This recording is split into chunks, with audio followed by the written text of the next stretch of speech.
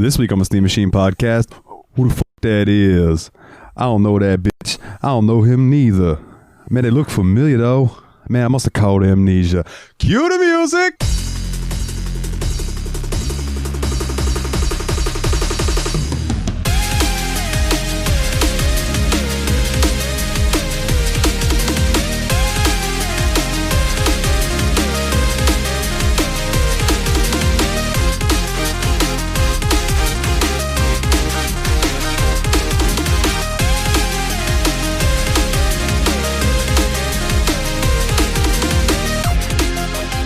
Hey everybody, and welcome back to this week's episode of the Steam Machine Podcast. My name is Dalton, and yes, those were lyrics from an actual song.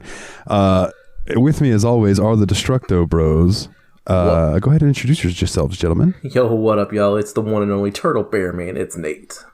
Hey, what's up? It's Willie. Have a good evening. I'm gone. Good night. And that was this week's episode. I hope everybody enjoyed. Thanks for coming out. Special shout out to our Patreon donors. Yeah. Greg and bigger Greg. What have you guys been up to this week? Or these past 2 weeks, actually? Yeah, it's been a minute, man. So, for me, I was gonna say, please. I finally was like playing around on that My Abandonware site, and I saw a game on there that I've been always wanted to play that I just never had a way to, because like the last system I think it came out for was like GameCube and Xbox and PS2 or 3, I guess it would have been. I don't know. I'm bad with console generations. But anyway, it was Sonic Heroes, which had a PC release at that time too, that never got re-supported or picked up again. So it's just kind of been chilling in the nether of PC gaming for a long time, and it's available on My Abandonware. So picked that up and started playing it for free. It's pretty fun. Hell yeah. And that's one of the 3D games? Yeah, it's 3D. It's the one that came after Sonic Adventure 2. It was the one where you were playing as teams of characters from Sonic. So you'd be playing as Sonic, Tails, and Knuckles combined at the same time, or Shadow, Omega, and Rouge the Bat at the same time. So it's a really interesting concept because you get to switch between them with like using I set it up to be on the bumper keys on my controller. So it's just really neat how you can switch between the characters to be able to do different things in the levels. And it gives you like branching paths where you can pick one character or the other, and it takes you a different route, which I think is a pretty cool mechanic. That sounds like Trine, but with Sonic characters. That's awesome. Ooh, I keep meaning to get to Trine, dude. That's one I really want to get to. Yeah, in Trine, you have 3 characters that you swap between depending on what you need to do in the levels and stuff. And yeah, that's cool. That sounds just like that. It does sound a lot. That sounds very similar. That's pretty cool. So do you always have like a speed character, a flying character, and like a punching through shit character? Or? Yeah, that's almost what they're called. It's speed, flying, and power. Nice. So like Sonic, Tails, and Knuckles, speed, flying, power, and then it's Shadow, Rouge, and Omega. Like I think Team Rose, which is Amy, Cream, and Big the Cat is the power character. And then Team Chaotix, which is, what is SBO? SBO the Chameleon, Charmy Bee, and Vector the Crocodile. Okay, that's neat. Shit. I just want to say Speed Flying Power sounds like the name of a Baby Metal song. And I would listen to it because they rock. Oh, man. I've just been fucking around in Final Fantasy 11 still. I'm at level 87, pushing my way to 99. And yeah, that's been fun. I got a gear drop that it won't make any sense to anybody listening to this except Dave. And I sent Dave a screenshot of it. So, so I won't get into what it is because there's a lot of stats on it. But it was a really good piece of gear. And I was just like, hell yeah, I guess I'm going to level Monk. So that's what I've been leveling is Monk. Nice.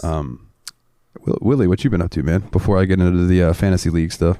I've just been trying to get a little bit more physical exercise lately, and I've been having some fun with that, doing some jogging and shit like that. Had a 4-mile walk today, just trying to get my legs beneath me. I feel like I've been really getting my sleep schedule regulated a lot better just because I've been exercising more, and that's been good for my general physical health, mental health, and all that. So, that's cool. Nice. Oh, yeah, that's good to hear. I guess I kind of buried the lead on this one, too. I kind of got a world record in speed running over the weekend. That's also true. That's right. Yeah, that's right. It's a meme category for the Blue Marlin, which was basically how fast can you beat Florida? And I got a really, really good time. It's going to be fairly difficult to beat. It's not impossible. It'll probably get beat eventually if people run the category, but I am a world record holder. How many, Nate, can you tell me how many times did you run this category? Yeah, it's a very meme category. So I got my world record on my 59th attempt. Out of?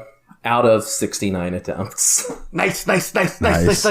What is a meme category? I don't understand. So basically it's like a category that's not like a full real category of a game. So like a lot of people consider like doing a single character run in like Super Mario 2 a meme category because there's no reason to do it. It's not going to make anything special happen. It's just something you can do. So basically in Blue Marlin you do 4 separate tournaments to win. This one, it's basically just do the first tournament as fast as you can, which is actually different than what the strategy would be for doing a full any percent category. So it is a little bit different. The strategy is different, but it's just memey. It's just not like anything people are going to care a whole lot about in the long run. Okay. So like as opposed to like 100%ing or any percenting the game fully from start to finish. Okay, I got you. So that's kind of like my idea of how I just wanted to speed run Bleak Falls Barrow. Yeah. In Skyrim, just that one dungeon, because I can run that dungeon super fucking fast. I've done it 1,000 times or so. Okay, yeah, dude, that's fucking awesome though. Yeah, like, no, I'm happy about it. It's really cool. Yeah. Also, that's a dope shirt. Just saying, Gremlins. Shout out. Oh yeah. There were some updates to the Fantasy League. Nice. I do want to point out, one, Jeremy was talking some shit earlier about he was ahead in points and stuff. And as far as I'm looking, sir, I'm still way the fuck ahead of you. So I don't know where you were talking about. You got second place held firm. Maybe homie should have bought Elden Ring. Should have went first on the draft. No. Get it together, Chezza. Or is it the other Jeremy? No, it's Jezza. Okay. No, yeah. No, the other Jeremy has not drafted anything since the draft. So, but speaking of Jezza, he got Call of Duty Modern Warfare 2 and added it. It's like, I don't know if it's a remake or a reboot or a re-something. I don't know. I'll re-something you. I think I mentioned the last time we were on here that I picked up One Piece Odyssey. Cody picked up a couple games. The Song of Nunu. Oh no, I'm sorry. Yeah, that's the League of Legends story. He already had that. But The Day Before, which I believe is out. Oh no, I'm sorry. It's not going to release this year. Ooh, so he's going to have to drop that. He picked that up and then it said it's not going to come out. Womp. Oh, yo, who got Forgotten Land? Who got Kirby and the Forgotten Land on your group? That was Steph, who's actually the next one I was going to bring up. I was going to say that had to be worth some juice, right? Because that game seems to be beloved. I got an 85, so we're 15 points. Not bad. It's not bad. I'm genuinely considering picking that game up as my next Switch game. Like, that seems like a load of fun. The one that she picked up that I was surprised about was Martha is Dead. That game got a 69. Nice. Not nice, so it's like minus 1 point, isn't it? That's negative a point. But she picked up, it looks like, since the last time we were on, and I might have said these last time I did this, but I don't remember, so I'm just going to say them again. Anyway, Senua's Saga, Hellblade 2, Shovel Knight Dig, Warhammer 40,000 Darktide, and Soul Hackers 2. And poo on her for Soul Hackers 2 because I wanted that to round out my JRPG choices, but whatever.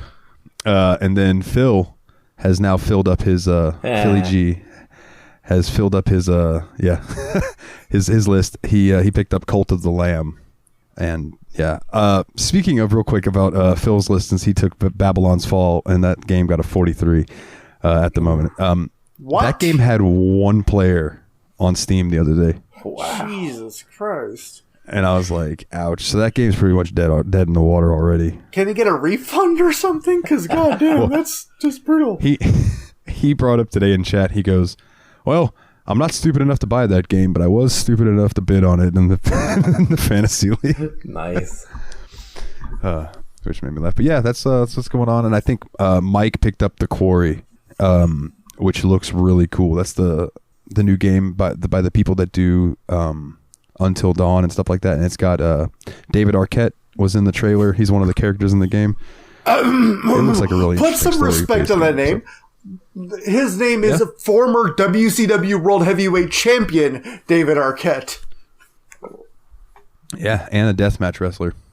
Actually, to be honest, the deathmatch, I think he did a match with Nick Gage or some shit like that. Like, apparently he legitimately acquitted himself and looked fucking awesome in his return to indie wrestling. So, like, good for him. Like, he knows that he was, like, a bit of an embarrassment in wrestling and decided to come back and put his body on the line for no fucking reason whatsoever. And was, like, really cool about it. So, like, big props to David Arquette. Like, I know I'm, like, joking on him being the WCW champion or whatever, but, like, honestly, I have respect for him just to come back and put himself through that. Yeah, I agree, dude. Kind of just come and prove that he does love wrestling and people can stop just remembering him from that WCW stuff. So, gentlemen, I am curious. So I'll get into why I'm going to ask your guys mostly opinions on this game. We played Amnesia: The Dark Descent. I believe this was all three of our first times dabbling in this. What was it again? I forgot. Sorry, what was it? It was he forgot. We went down without a lot of light, but I don't remember what it was about. His name's Daniel. My name is Daniel. His name is Robert Paulson. Wait, wrong thing. My name is Danny. I'm carrying the wind. Bob has bitch tits. God, we're doing too many things at once. So many pop culture references. What is this, Tarantino movie? No, because I haven't got my feet out yet. Hold on, here's my feet. Yeah, what's up, bitch? Here's my feet. Oh, I hated that. Oh, I was gonna say that was a hell of a stretch you just did to do that. Yeah, it sucked. It sucked a whole bunch, dude. So we played Amnesia: The Dark Descent, and I'm curious, like, did you guys have any knowledge of this beforehand?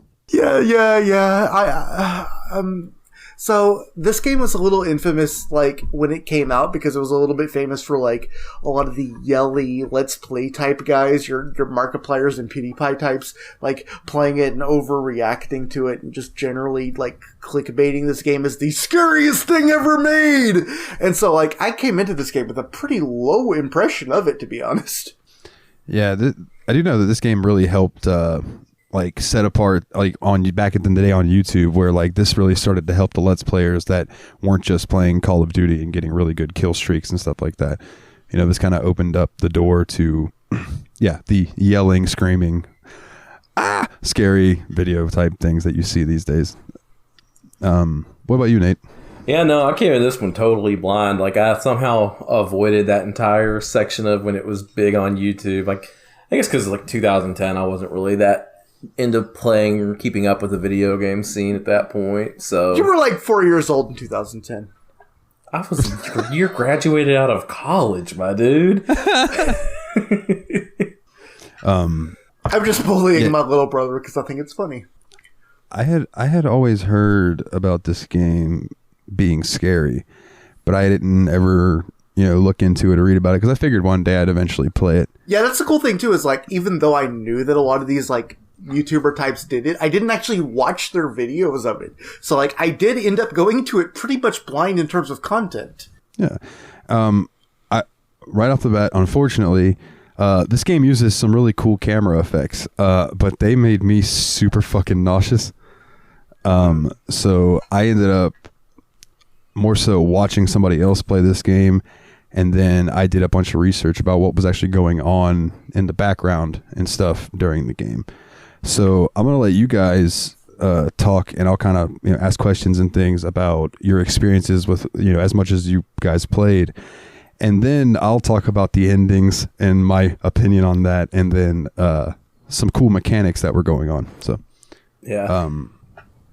I'll say right off the bat, I thought that the atmosphere was expertly crafted. Like, I really loved a lot of what they did with it. They made it a darker game in a kind of a castle setting, but it wasn't too dark. It wasn't one of those ones where you had to like keep your face up right up on the screen to see what was going on or anything like that. And I thought it did a really good job of subtly, and sometimes not so subtly, messing with you, because like you would start to lose a little bit of sanity. Your head, your vision would start to blur. You would start to kind of like wobble around and stuff a little bit. And it just made an interesting thing where it was like you had control of your character all the time, but it didn't feel like you had control sometimes. It was just kind of an interesting way of going about it. Yeah, and I think even in the manual, there's like a statement of purpose in the document where it's like, this isn't a game that's about being beaten. This is a game where you come in and you feel it. I could actually bring up the exact text of it. It's something very similar to that, where it's like, this isn't a game that you're supposed to come in here and beat. It's a game you're supposed to, it makes you uncomfortable. It's supposed to make you feel disoriented and all that. And I think it did a good job of doing that, honestly. Yeah, and I like how it tells the backstory, because, obviously the game's called Amnesia. So you're getting all the story through, like, notes and flashbacks and things that you're trying to remember as you're playing. Which I thought was something that it did really cool, because you do end up finding out later why your character has amnesia, which I'll get to that. But I mean, I feel like also too, like, it could have been cornier than it was, like walking around through this old stone temple and all that. It should have been a corny and lame experience. But the fact is, they felt like they had a cool story to tell. I sneezed in the middle of that sentence. Sorry about that. But like, seriously, you get in there and it's just like, it felt interesting. It felt like there was something cool to tell us about. It wasn't just like, hey, here's a castle where some spooky shit happens. Fuck you. Like, there was actually, like, I felt like some story there. And I had a lot of fun with that already. Like, even from the start. Hell yeah. Well, before we get too far into it, I do have O-dubs. Oh, yeah. I just wanted to get let us opening get opinion. That. So, Amnesia: The Dark Descent is a survival horror adventure game by Frictional Games, who you may know. Frictional Games. What else have Frictional Games done? Frictional Games did Penumbra, the Penumbra series. Okay. Then they did Amnesia. So then they're largely a horror group. Yeah, I think exclusively they do horror. So this was released in 2010 for Microsoft Windows and Mac OS systems and Linux, and in 2016 for the PlayStation 4, and 2018 for the Xbox One. The game features a protagonist named Daniel, exploring a dark and foreboding castle called Brennenburg, while trying to maintain his sanity by avoiding monsters and unsettling events. And the game was critically well received, earning 2 awards from the Independent Games Festival and numerous positive reviews. This game was originally released on Humble Bundle. Like, that was where it was originally released? Yeah. It was put out on PCs and stuff, and it got put out on the Humble Bundle, either in their monthly thing that they did or something, and that's what first drew all the attention to this game. That's wild. That and a review by, I don't remember if it was PC Gamer or like IGN or something. They gave it like a reviewer's recommendation for people to check out, and that really boosted this game, because this game was a make or break for Frictional Games. Like, if this game didn't do well, they were going to tank. It was their Final Fantasy. It was their Final Fantasy. And yeah, it ended up working out. Wow. Because of those. That's amazing.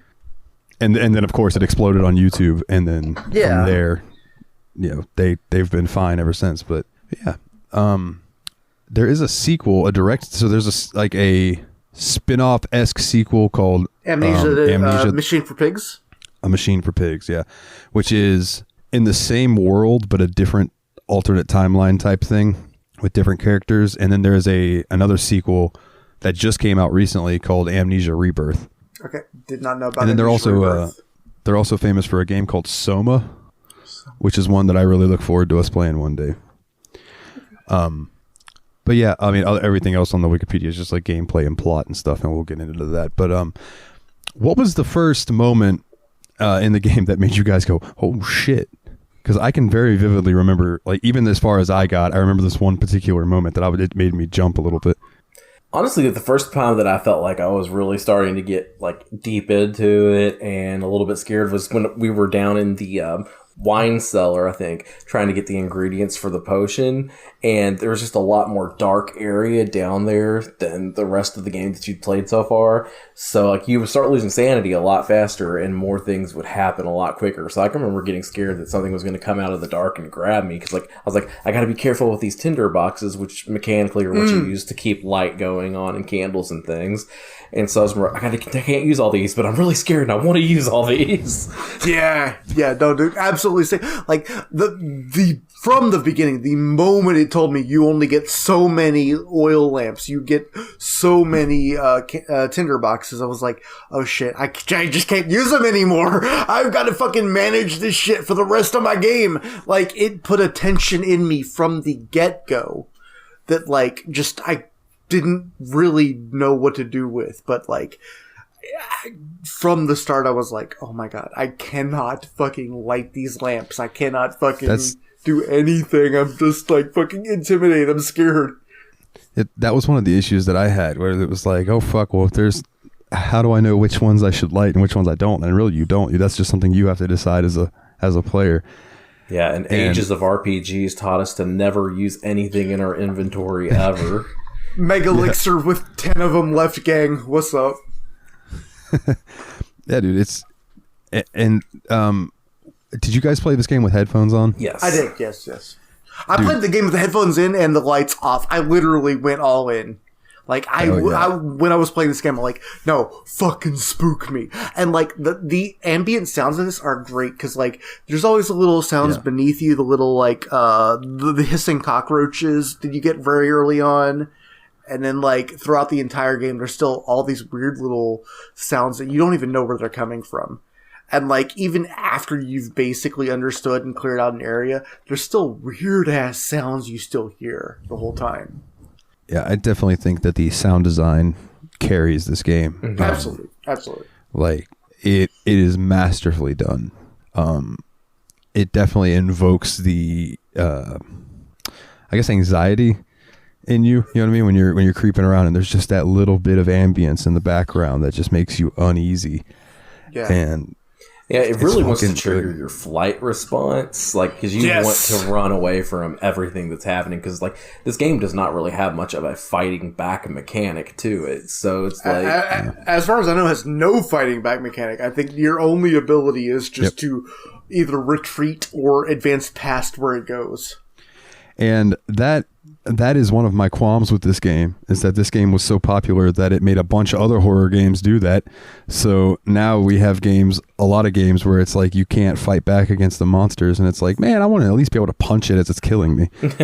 Like, try to fight back at least a little bit. Yeah, but I really think it worked to the benefit of this game, because like, if you had guns and stuff, well. This game, you would fire off all your ammo before you would have like 4 shots, and then you just shoot them all off, and you'd be like, well, what the fuck am I going to do now? Yeah, you get spooked by a shadow, let off half a clip. Oh, man. Did you guys, were there any puzzles that stood out to you? So there's one puzzle that was really early in the game that I loved. I loved making the potion, because like you had to go down to the basement and find like all these different ingredients for the potion, which you learned about how to make by reading the old I don't remember what his title was in the game, like The Alchemist or whatever, his journal. And you had to go find the ingredients for it and bring it back up to there to be able to make it. Yeah, I felt like it did a really good job of like bringing that into the lore and all that. Like, it was Daniel's, like, his leader, his boy, Alexander, yeah. And he gave you little bits of hints and little tidbits through all of that, and it just, it was good. It did a great job of making me want to know, 1, why I'm following this guy, and 2, why I want to kill him. Because that's the main plot of the game. The ultimate point is you are going to kill Alexander. Right? Yep.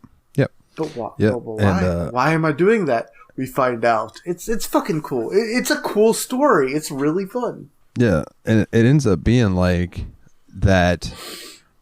There was a shadow following you, and you end up taking solace. Yeah, we should probably bring this up too. The game tells a lot of the story through journals, and at one point you were in an archaeological dig in I think in West Africa, and like you were just fucking digging down there. You got this cool fucking relic. Your guy touched it, and then all of a sudden, kasplooey, it blew his shit up. He's fucked up from it forever and all that. Yeah. But apparently, the moment he touched it, like, there's this thing following called the Shadow, which is like deleting reality as it comes.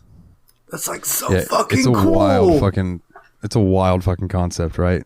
It's almost like the Tommyknockers, but more believable. Yeah, little Tommyknockers, little Langoliers, that kind of shit. Yeah, that's what I meant. Langoliers, goddamn, not Tommyknockers, Langoliers. Yeah.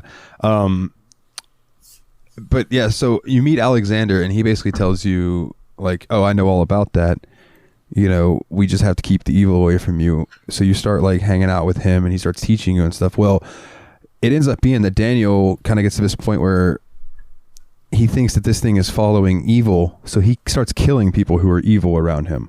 And it really starts developing a question of what makes someone evil, because him killing all of these people made him just as evil as he assumed that they were.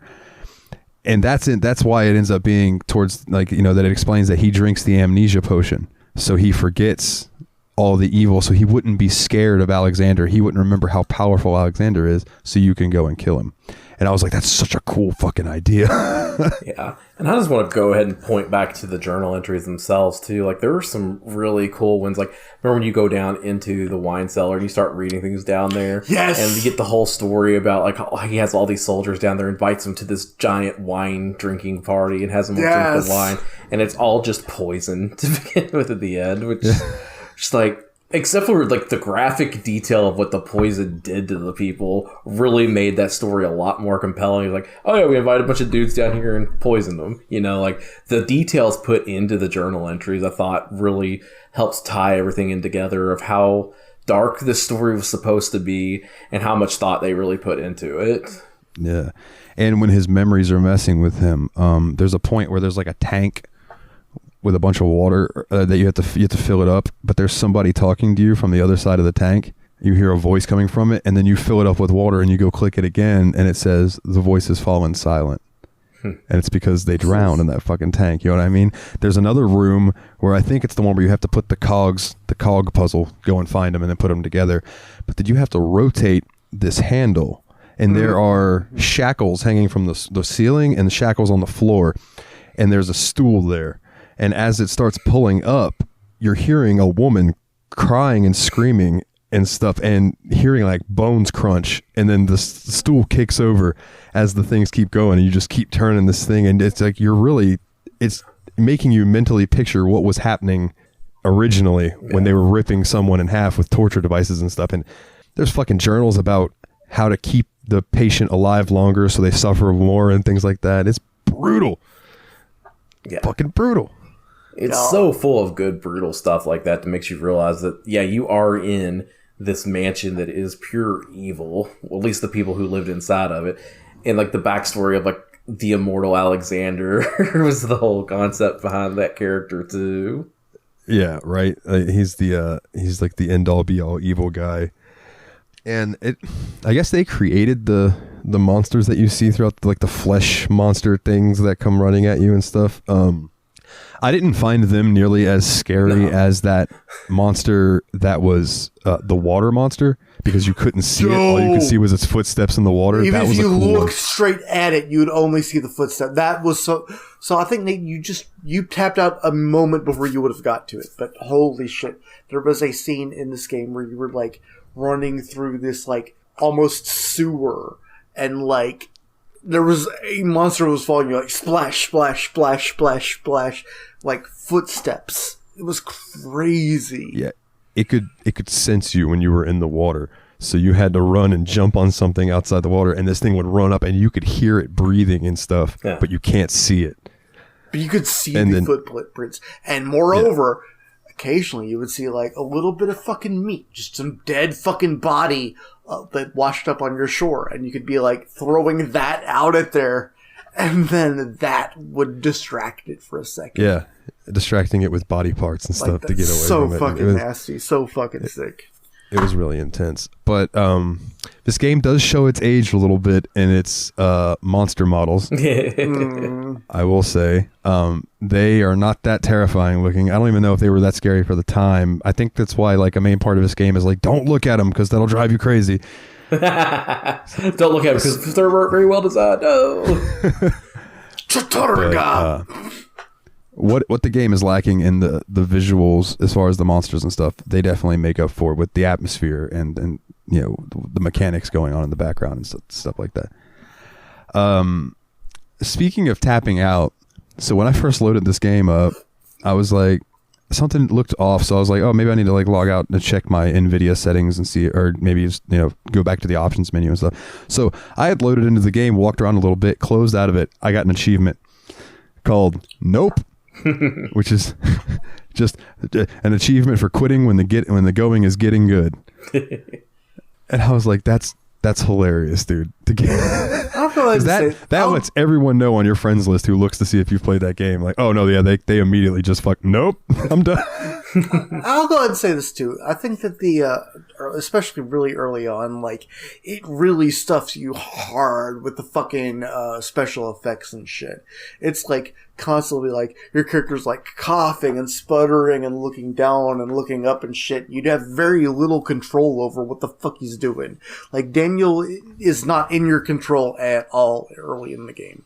Yeah, and that's what made me really nauseous was the camera doing all that weird stuff where it was like rotate and then you'd kind of like stumble and the hallway would get a little longer and then come back in. I've been this drunk before. I don't like it. I don't like it. So let's talk about some of the endings. So neither of you saw the endings, right? No, I think both of us got less than halfway into the game, honestly. Okay, well, spoilers for everyone. I believe that this game is better experienced exactly the way that you guys did, as somebody who watched Markiplier play through the whole thing, right? We should have watched Markiplier play it. Is that what you're telling us? No. I'm saying like I just didn't think the endings were that satisfying, and I'm about to read them to you. They're not very long in these paragraphs, but okay. But yeah. So there's 3 endings.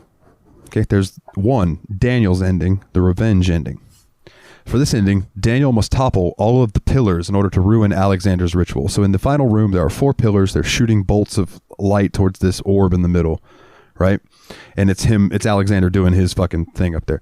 So you topple those to ruin the ritual. The ground begins to shake and the shadow creeps under Alexander, who screams in pain, curls into the fetal position, and dissolves into a blue mist, seemingly killed by the shadow, but never touched by it. The shadow, however, does not touch Daniel, and after the screen fades to black, a short cutscene will play of Daniel seemingly just leaving the castle. Over the sound of shifting stones as the shadow's growth, Daniel will say, it was my greatest triumph and I never looked back. You think I was afraid of fleeing Brennenburg? Quite the contrary. I knew it was my purgatory, hellfire made to wash away my sins. There is no denying things I've done, but I've paid my tribute. I gave them that awful man. I did the right thing. End of game. Right? That sounds like the good ending. That's not the good ending. Oh. That's the revenge ending. I agree. I think that would have been the good ending, right? To me. So Alexander's ending is the bad ending. Do nothing in the orb chamber and let Alexander just do his thing. And he disappears through the portal. Yeah, he disappears through the portal. Daniel will hear the prisoners and the little girl that he killed begging for mercy while the shadow invades the room and seems to rip him to pieces within a minute. Nice. After the screen blackens and the shadow's roar fades, Alexander's voice will be heard saying, "Thank you, my friend. Your sacrifice won't be forgotten. You will be celebrated forever." Forever.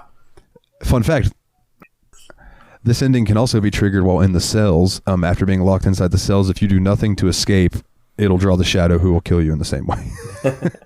And then the good ending, which is the Agrippa ending, which is you eventually come upon Agrippa, who is like the opposite of Alexander, and he's all tied up in like a dead body looking thing. So they're using all these names from like fucking Greek mythology, Agrippa and Alexander. I'm sorry. Yeah. Continue. Yeah, it's the 2 philosophers. Yes, but so Agrippa gets his head torn off, so you have to go and pick his head up, and you got to put his head into the portal right before the preparation's complete. So instead of Alexander going through, you throw Agrippa's head through, and Alexander yells out, "No, you fool! You have ruined us!" And the shadow consumes Alexander and Daniel, who both scream in pain. Now, I'll remind you, this is the good ending. They both scream in pain before Alexander dissolves into blue and Daniel collapses to the ground. Screen blackens. Then a floating blue light appears. And while Daniel walks towards the light, Agrippa says, "There he is. Do you see him, Wire? He deserves so much more. Please help him. I know you can. Don't worry, Daniel. It will be all right." Screen fades to white, then black, then credits. End of game. Oh, that makes me sad. That felt sad. That was very melancholy. Fuck. I'm like over here like hearing this for the first time. I'm feeling fucking melancholy about it.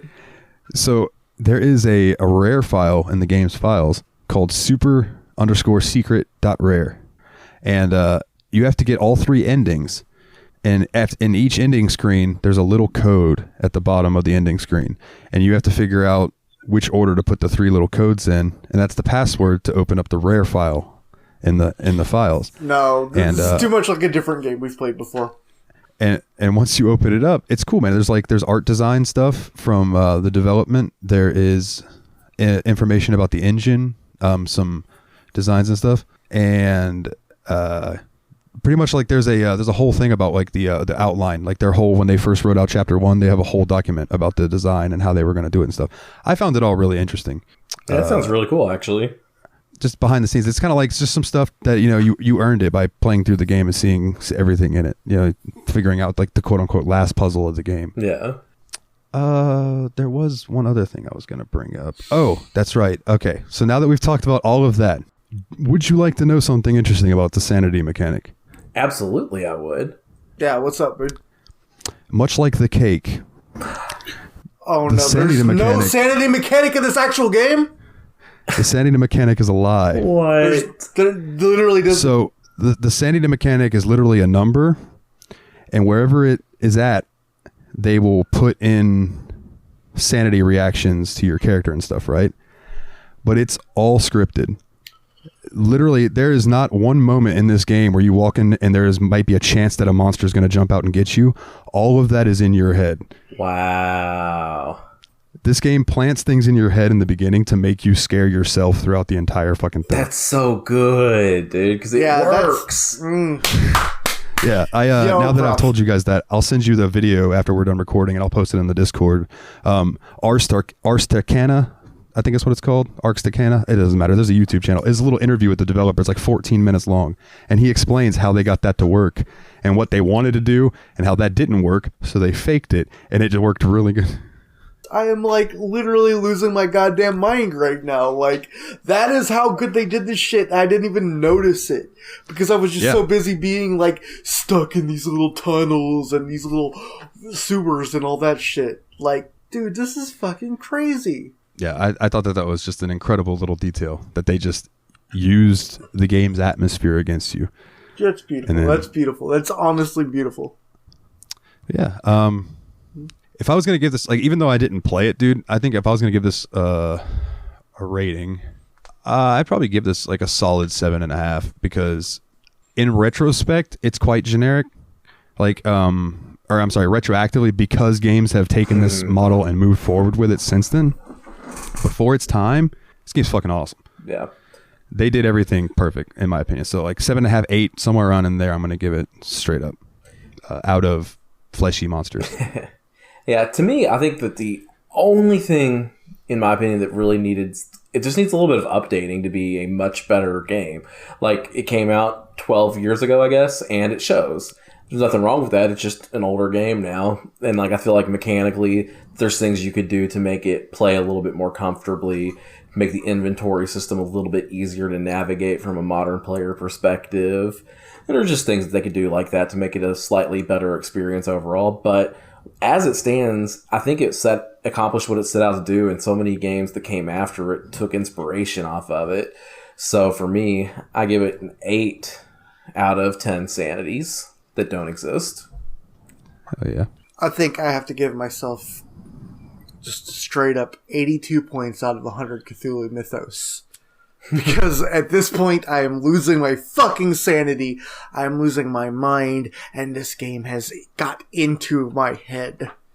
Like, this was a good game. This game did this shit way ahead of its time. A lot of the great games, the fun games we played, just used a lot of these techniques. And shit, like this game did it great. It did it fantastic. And I will say that out of all the horror games that we've played that are like commercial horror games, I'm not going to count Phasmophobia in that. But this is the best one we've played, the best horror game we've played for the show. Absolutely, 100%, without a doubt. Well, okay, I can't agree with that because I played Resident Evil 7 before y'all joined, and that game's really good. But as far as with you guys, I 100% agree. Much better than the other ones we played, and this really makes me want to check out the other Amnesia titles. Like I know Machine for Pigs was developed by a different developer but published by the same people, so it's a little different. People have their issues with that one, I've read, but wasn't there one we just got that was on free on Epic or something like that? Amnesia Rebirth. Okay. That's the new one. Yeah. And then I think I have Machine for Pigs somewhere too on one of these fucking launchers. No, I have no problem playing more of these because this was a very good game for sure. Yeah, absolutely. Yeah, I would definitely be interested in maybe diving into Rebirth somewhere closer to October. Hell yeah. Or something, yeah. Fuck yes, dude. And that leaves us with Nate. I believe the next game is your choice, my good sir. Oh, snap. What we got? All right, so I've been thinking about this a lot, and for a lot of my game picks that I'm going to be picking, it's going to be classics that I kind of missed out on at the time when they were really big. So the one game that's really been jumping out to me lately that I want to dive into is Half-Life. Yes! Half-Life. Oh shit, Mr. Freeman, you are welcome to the test chamber. Yeah, that's gonna be cool, dude. That's one that I've always wanted to play and haven't gotten around to. But for the historical aspect of it, yeah, that's gonna be rad, bro. Yeah, so now we all got an excuse to play it. And not to mention, selfishly, since I got a new VR setup, I really want to be able to feel like I can go into Half-Life Alyx at some point with a little bit of knowledge about the series in general. So I'm ready to play some Half-Life. Fucking righteous, bro. Dude, I'm looking forward to that. Yes, this is the best possible choice you could have made. And then just for a foreshadow, I think my next choice, I'm going to bug one Paul Korn to join us. I have a feeling I know what that's going to be then. Yeah, so do I. We'll talk about that next episode. Yeah, got it. Just planting the seed. We can't spoil it now. Yeah. So I guess that leads into some house cleaning. If you'd like to come join our Discord and be one of the cool people that hang out with us in there, and you can vote on the games, much like Amnesia. Amnesia was the fan game poll winner, and the next game is going to be Final Fantasy VII that won that poll. And then there's another poll up right now, so come join and vote. It's actually becoming a closer vote than I thought between American Truck Simulator and Shadows of Mordor. Oh snap! Come vote on our poll, y'all. Come vote. We love people on our poll, so please come join. And plus, we just like talking video games and stuff. It's a great time in there. bit.ly/TSMP Discord, all capital letters.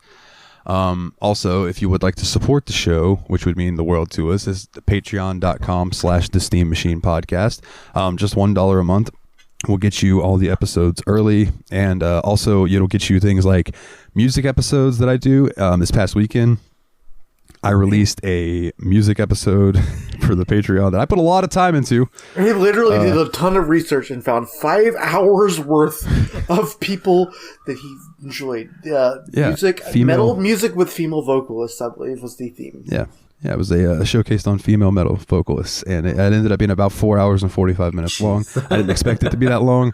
But I set it up to try to play like the radio, where I pop in and give you a little info about the artist and who's singing, like the female and stuff, and then I just let the music talk for itself. Casey Kasem up in this bitch. Yeah.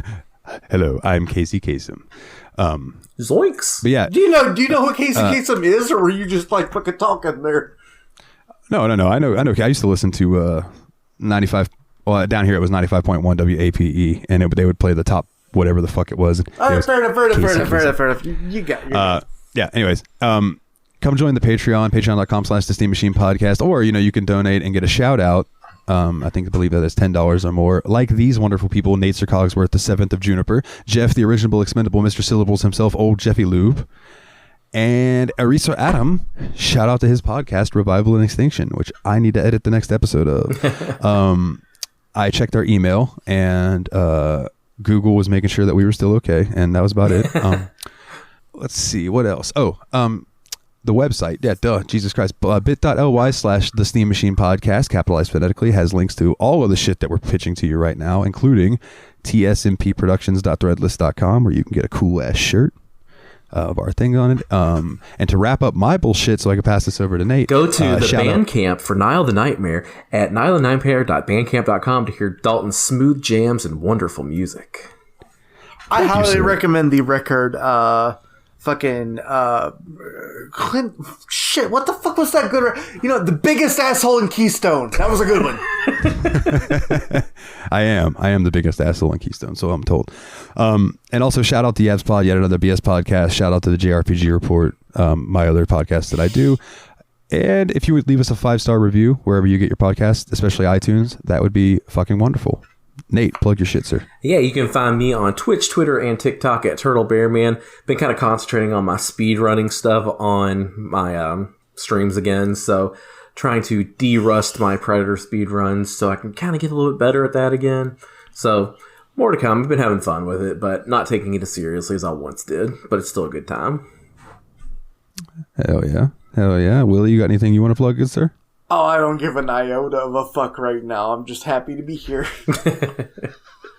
Alrighty. Well, then I will give a shout out to Matt Chat. Go watch his interview he did with Bruce Nesmith from Bethesda. It was really cool. Oh shit, and that's a good recommendation. Fuck yeah, Matt Chat, what's up? And on that note, for the Destructo Bros, my name is Dalton, and until next time, guys, take it easy.